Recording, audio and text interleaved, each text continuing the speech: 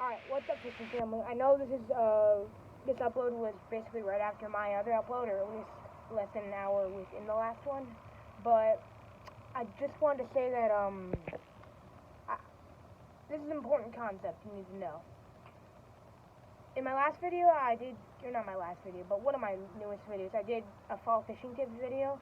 Now, before I say anything, I do want to, before I tell you anything about what I'm about to tell you, I want to say that, I am not a professional. This stuff is not from me only. Like, there's no way I could figure this out by myself, because I would just keep going back to the bait that works. But,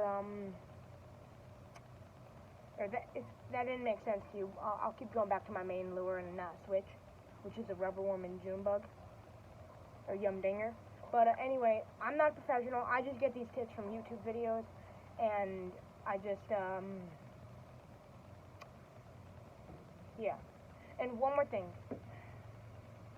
If I can remember to link it this time, I said in a lot of my videos that I'd link stuff, and I never actually ended up doing it. But if I can remember, I promise I will link a video in the description box down below.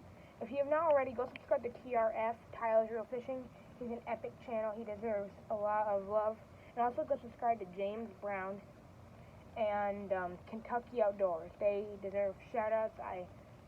I told them I would give them, and Breezy CD, I believe is what his name is. All those guys, go check them out. I forgot to give them shout-outs on my last videos. I don't know, I just forget sometimes. Okay. But, anyway, I just want, what? I know you're going to the chickens, go ahead. But, anyway, yeah. So, if you're new to this channel, please hit that subscribe button, hit the like button, turn on post notifications. Now, I know this looks very unprofessional, the camera angle, but I kind of like it. I really like this camera angle, and also, it's a lot easier just because, I don't know, I don't have to have any weird backgrounds. Anyway, I want to basically talk about jig fishing, and I don't mean little crappie jigs. I mean something like this. That is a bass jig, and that is a trailer ripper on the back. And I want to talk about where to fish jigs, how to fish jigs, line, lure, rod, reel selection, and that's going to be a pretty big subject. So this video may take a little bit longer, or actually it's not even that big of a subject if I'm just talking about one thing. But jig fishing. So I will do my best to link this if I can find it, which I have a hard time finding stuff sometimes. But this is a Strike King, I believe, Pro Series, something like that. It's by Strike King. It was only like $4 or something. Really, really cheap. I love it. Awesome. It's not super heavy. It is I believe that has a flipping jig for the head.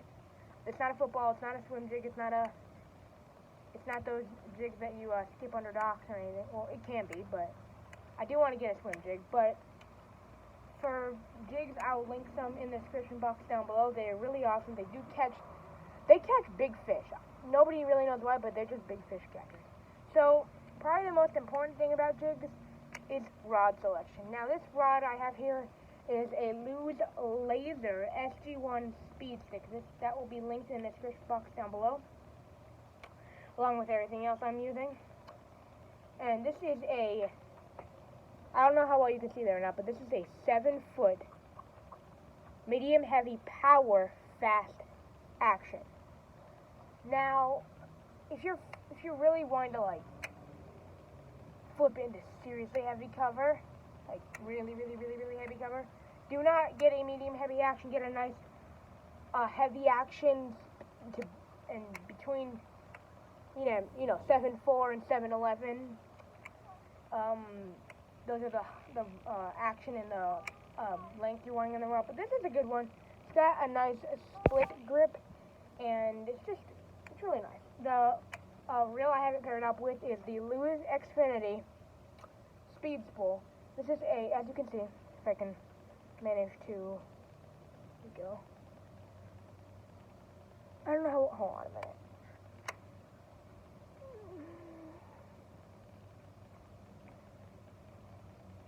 Here, this is the best way to show you. That's a 7-5-1 gear ratio. When you're picking out your gear ratios and that seems confusing, just pay attention to the first number there. The higher that first number is, the faster it's going to reel in. But it's only going to reel in faster if you have, or it's not going to work properly. Or it's not going to reel properly per se, or as fast as it said it will, or as it said. It won't reel as fast as it says it will if you don't have almost or all of the lines spooled up. This is not even close to fully spooled up, because the other day I tried to spool it up and I had a big mess and I accidentally used all the braid, and this is all I have in the spool. This is 20-pound trilene braid. I would not I mean, if you have fluorocarbon, go ahead and use that. I'd use between 15 and 20-pound fluorocarbon. But if you're not really wanting to buy fluorocarbon because it's pretty expensive, it's a sinking line, just use braid. That's the next best thing, because it is extremely strong, has no stretch. So this rod, if I had monofilament on this rod, this would stretch a little bit more. But with the braid, that thing has, a little bit of bend, but it's got a good blank, solid backbone. That's really important when you're flipping jigs for big bass into heavy cover. But it's basically the setup you're wanting for that type of fishing, because you don't have to use everything I name in this video, but it's a better idea, because then you're not having a hard time setting the hook or even feeling the bite, which feeling the bite shouldn't be too hard, because bass love jigs pretty much all year round. But do choose the right line. It is so crucial. If you choose mono, go ahead, you'll probably catch a fish. Another thing is, listen, if you are, I don't mean to criticize you, but if you're fishing a jig like this, a flipping jig, on a spinning combo, stop doing it. Go get yourself a bait cast like this. This won't be linked. This is only a $50 rod. It's very affordable, but you gotta stop, man. I don't mean to criticize anybody, but if you're fishing jigs like that, like little crappy jigs, that's not what I'm talking about, but jigs like this, or you can use like the Bitsy Bug jigs by Strike King, but these big ones that are half-ounce jigs, do not throw those on spinning combo. They are way too heavy, and if you have a good brand, because some of the brands don't for some reason, but you should have the rod specs printed on yours, or all rods have rod specs, but it'll tell you, if you have a luge especially, like what's the minimum lure weight to be throwing on this and what's the max. Of course you can go a little above or below the minimum or max, but really don't want to go a lot above it. This lure weight, I'm terrible about reading that kind of stuff. I don't know if you can read that right there, lure weight. It says I think that's a quarter ounce, 1/4 of an ounce to 1/7 of an ounce, and that's the minimum. Then the max is 8 ounces, which I don't think that's true. I don't think you should be throwing 8-ounce lures on this thing. That's a lot, but either way, there will be links to all this gear, so you can go get set up and start bass fishing with jigs. But it's so crucial that you choose the right setup, because fall's coming and the bass are going to be feeding up as soon as the cold fronts are starting to hit. When a couple days before the cold front hits, or even like hours before the cold front hits, bass are feeding up. They're going to feed like crazy. You're going to catch them pretty much anytime you're out there. If you don't, then I'm really sorry. I don't know. You might have just been using the wrong lure or the wrong setup. But it's so crucial that you use the right setup. Now, medium, I mean, you probably would prefer a heavy action, but even with that, it's heavy, but it's not impossible to use. Like, I can still use it. In fact, tomorrow I'm going early morning fishing. I was thinking about trying to film that. I don't know. Comment down below if you think I should. I can try. I don't have a phone chest mount, but I will do my best. We're going with some friends, so I don't know about that, but yeah, I will have to see you guys in the next video.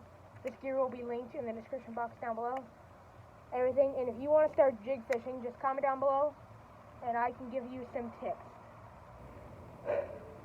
Jigs are awesome, but one other thing about jigs. You need a trailer. So, see that little crawdad, soft plastic looking thing? When you take that off, that's where the jig comes in. Ow! Good. Ow, I just stepped on a hook. Well, look at me. Anyway, get this and get you a pack of trailers. I like to use these, I